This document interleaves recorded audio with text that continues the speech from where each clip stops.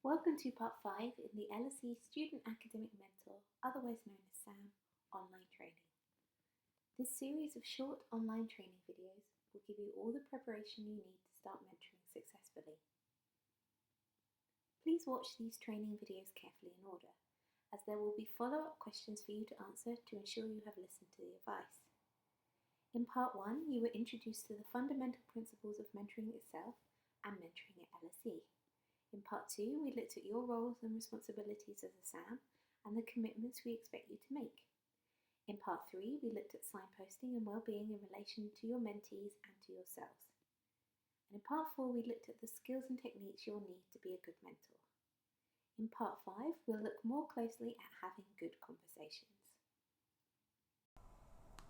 Here is an outline of what we'll look at in part 5. We'll focus on the techniques and tips you need to have great mentoring conversations. We'll look at the mentor's quest, being prepared, and 2 key mentoring models, the 5C model and the GROW model. One of the ways we like to describe mentoring is like taking on a quest. As you are talking and listening to your mentee, you are on a quest to help that mentee. In your quest, you are asking good, open questions. You are helping your mentee feel empowered. They've got this. They can do this. You are offering them your support at first, but you are also signposting them to the right support, hence my extra S, within the university when it goes beyond something you can help. And ultimately, you are helping them to transition into being comfortable and happy and not really needing you anymore. Let's look now at being more prepared for those conversations. Essentially, there are 4 key parts of a good mentoring conversation.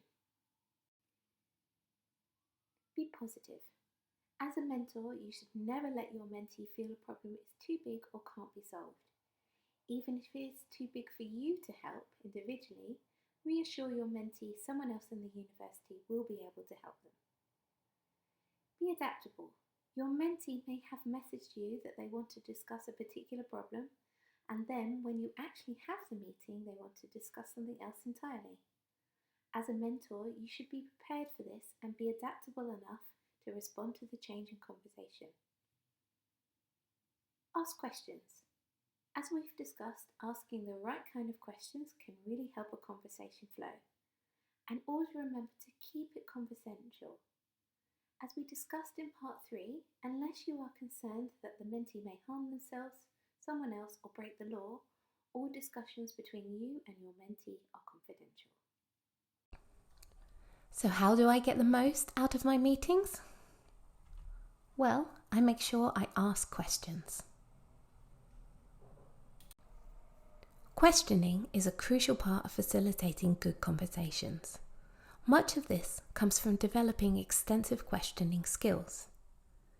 We looked at this a lot in part 4, but even though students may not think they know the answer or anything at all, questions can also help you generate a discussion around a topic, and then you can lead your mentee to find the answer themselves.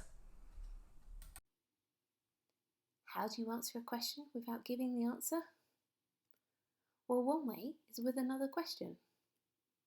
So don't be afraid to gently flip your mentee's questions back to them with a question of your own. Remember the 5 W's and a H. What, who, when, where, why, and how. So for example,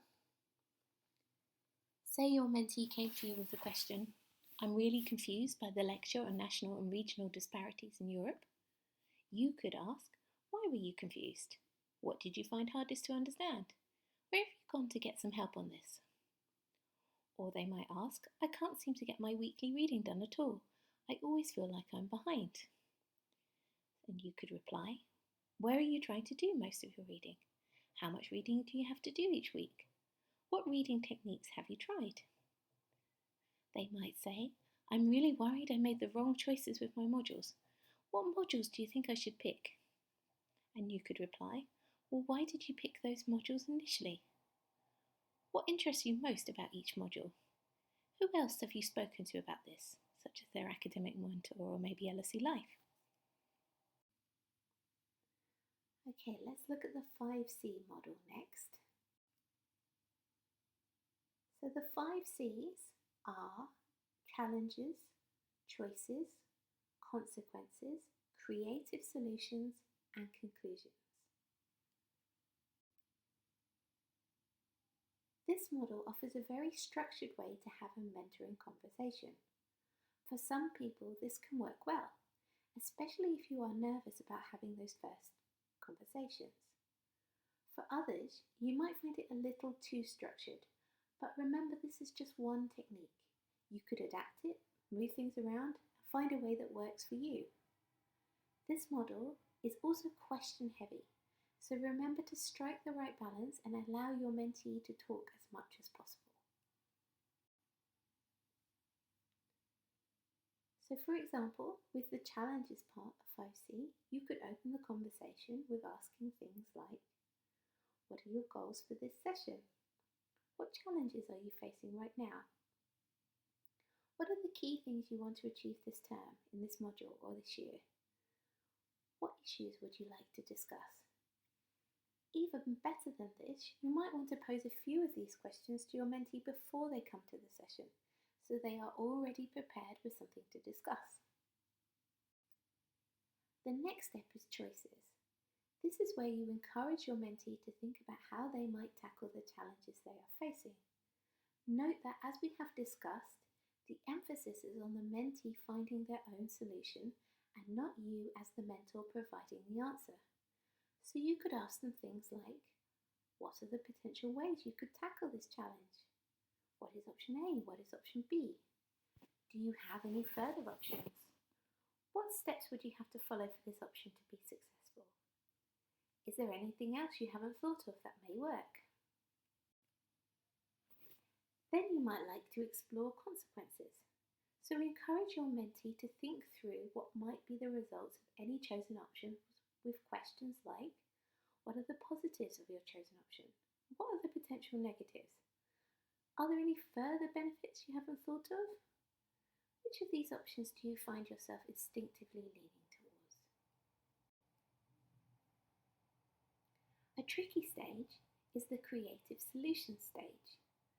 This is where you might want to encourage your mentee to think outside the box or take a helicopter view of the challenge they are facing to see if they can come up with anything more creative. Looking at the various options, is it possible to take some aspects from each or a few and create a new option? Do you know other people who have faced a challenge like this? What did they do? Have you ever experienced something like this in the past? What did you learn from this? How can you use your own strengths to tackle this challenge? Were there any wacky or out there solutions you thought of and dismissed that needed to be reconsidered? Lastly, there are some potential ways to conclude the discussion. So for example, now you've made your choice, what do you think the positives and negatives of that choice will be? How can you make sure you build on the positives and mitigate the negatives? When do you want to start pursuing this option? What steps will you need to take? How much do you rate this option's potential for success? Let's look now at the GROW model. So originally developed in the 1980s by business coaches Graham Alexander, Alan Fine and Sir John Whitmore, GROW stands for Goal, Current Reality, Options or maybe Obstacles, and Way Forward. How would you use GROW with your mentees? So first of all, you could establish with your mentee what their goal is. Do they want to change something, get better at something, learn something new? This is a good way to start off a conversation. Working with your mentee to help them be clear about their goals. These could be goals for that meeting, that term, that year, post-LSE, big or small, it doesn't matter. Then think about the current reality. Where is your mentee currently in relation to their goal? By talking through where they are currently, the solution may start to emerge. Ask them, have you already taken any steps towards your goal? Does this goal conflict with any other goals or objectives that you have? Then you could look at options or obstacles. Explore with your mentee their options and potential obstacles they may need to overcome. Make sure they are clear of the advantages and disadvantages of each option. Do they know clearly what obstacles stand in their way? Work with them to think about how to overcome those obstacles. The last stage is to establish the way forward. By working with your mentee to explore both the current reality and their potential options, they should then have a good idea of how to achieve their goal. The important final step is to get your mentee to agree to the specific actions they'll need to take to achieve their goal. So check with your mentee they know what to do now. Agree some clear steps that they will take and you'll take if necessary. And lastly, agree on a time and date for you to check in to see how they are doing. Okay, that's the end of part 5. Thank you for listening to this 5-part training session. We hope you found it helpful. Please do remember to answer all the questions for each of the modules.